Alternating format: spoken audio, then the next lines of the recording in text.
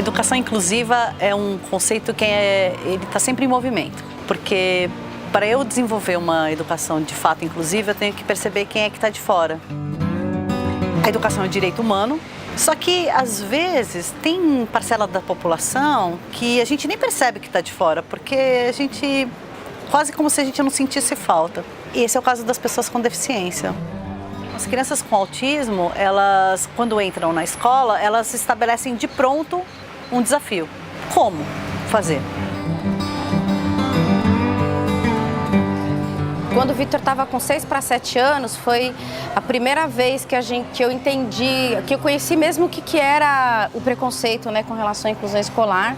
O Vitor foi negado a matrícula em aproximadamente 8 escolas. As escolas falavam que não estavam preparadas e tal. Na época a gente também não tinha assim, uma legislação que protegesse a matrícula, né? Mas uma que me impactou muito foi uma escola que eu cheguei para conversar e falei, eu queria conhecer a equipe e tal, porque eu vou trazer o meu filho. E aí na secretaria mesmo ela falou, olha gente, mas a gente não tem ninguém, assim, uma equipe. Eu falei, não, mas a gente constrói junto e tal, né?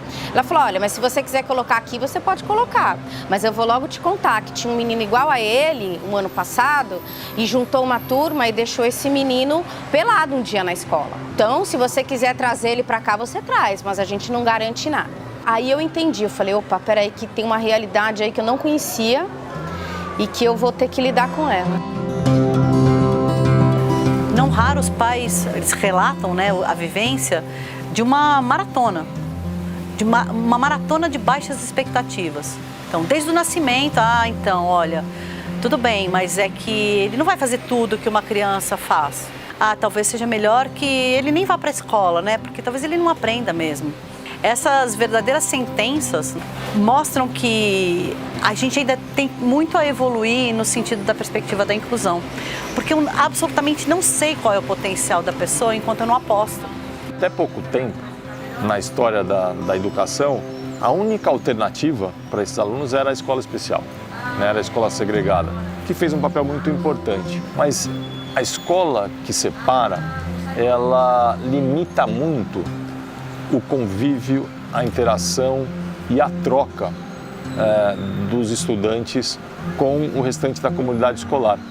E esses são ingredientes fundamentais para que esse aluno seja desafiado. Me lembro que todo ano eu ia visitar uma escola especial e eu ficava com muita dúvida se eu não devia colocar o Vitor ali. Mas eu tinha uma coisa dentro de mim que eu não era aquilo. Eu acreditava que eu tinha que levar essa informação para a escola regular. Eu sempre acreditei que o Vitor tinha que estar com uma comunidade que não era a mesma comunidade dele. Porque se eu limitasse ele a conviver só com pessoas que têm a mesma dificuldade que ele não seria exposto aos desafios que o mundo tem.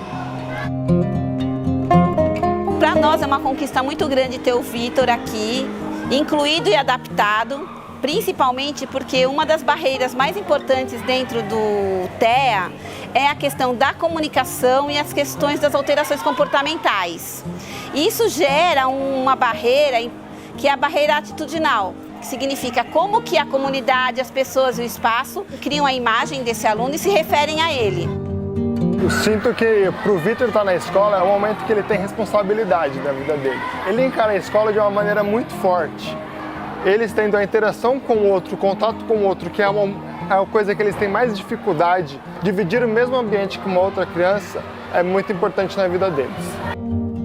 A articulação desde o porteiro, a merendeira, o merendeiro, a coordenação, a gestão, né, escolar, é um movimento que tem que ser constante. Se o professor só fizer o trabalho, a gente tem uma inclusão assim muito de fachada, porque ele fica sem força para movimentar toda uma situação, né? Então é preciso que toda essa rede esteja trabalhando em consonância.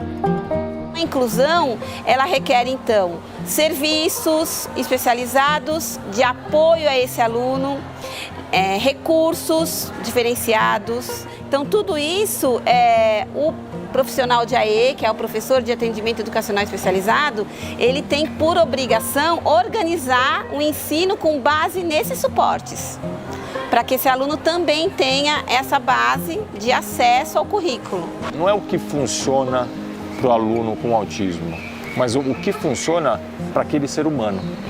A gente tende a achar que é possível a gente começar a criar estratégias por tipo de deficiência ou por perfil de estudante, quando na verdade a gente precisa entender a história daquele aluno e pensar o que funciona para ele. No fundo, existem diferentes formas de aprender. A gente vê poucas pessoas com deficiência nos diversos lugares sociais, então nos shoppings, nos clubes, e a gente sabe que elas existem, elas estão na sociedade.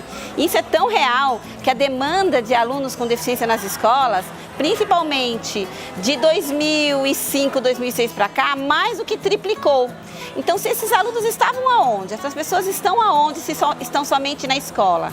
Então, é importante esse movimento de inclusão, porque a partir do convívio escolar, você vai criando uma cultura de convivência, uma cultura de acesso a direitos. As relações humanas, elas são aprendidas. Então, quando a gente aprende a estabelecer essas relações, a gente leva essas relações da escola para fora. E aí, obviamente, tem um impacto em toda a sociedade. O fato da gente, por exemplo, não saber como a gente cumprimenta uma pessoa cega, não é falta de informação, é falta de convivência. A conquista do protagonismo da pessoa com deficiência, a luta das famílias da pessoa com deficiência, invalidar o direito de estar na escola regular, é uma modificação social mundial. Tem barreiras imensas ainda, extremas, porque a gente tem que chacoalhar a sociedade que durante muito tempo tirou essa população da participação, não acreditou no potencial dessa população e desacreditou essas próprias pessoas do seu potencial. E isso é muito sério. Então, a gente tem uma dívida muito grande com essa população. E a gente precisa assumir o compromisso de garantir a inclusão dessa população. Todo esse movimento não é uma coincidência, né? Esse é um movimento mundial em prol da gente ampliar a nossa perspectiva de humanidade. Parece um pouco messiânico, talvez, mas não é. Porque a gente vai ampliando essa ideia do que é humano, a gente consegue entender que a deficiência não é um acidente de percurso, ela não é uma exceção, ela faz parte do mosaico das diferenças humanas. Se de repente, talvez, aos 21 anos e 22, ele seja capaz de pegar o metrô sozinho, essa é a conquista, né? Não tem problema ele ter steams, né, no meio do metrô. Outras pessoas vão conviver e vão falar, acho que esse cara é autista, né? Ele não vai ser uma pessoa tão esquisita, que vai incomodar tanto.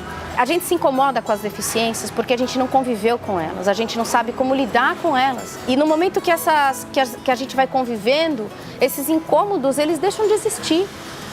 Você para mesmo de ver a deficiência desse ser humano e começa a olhar um ser humano.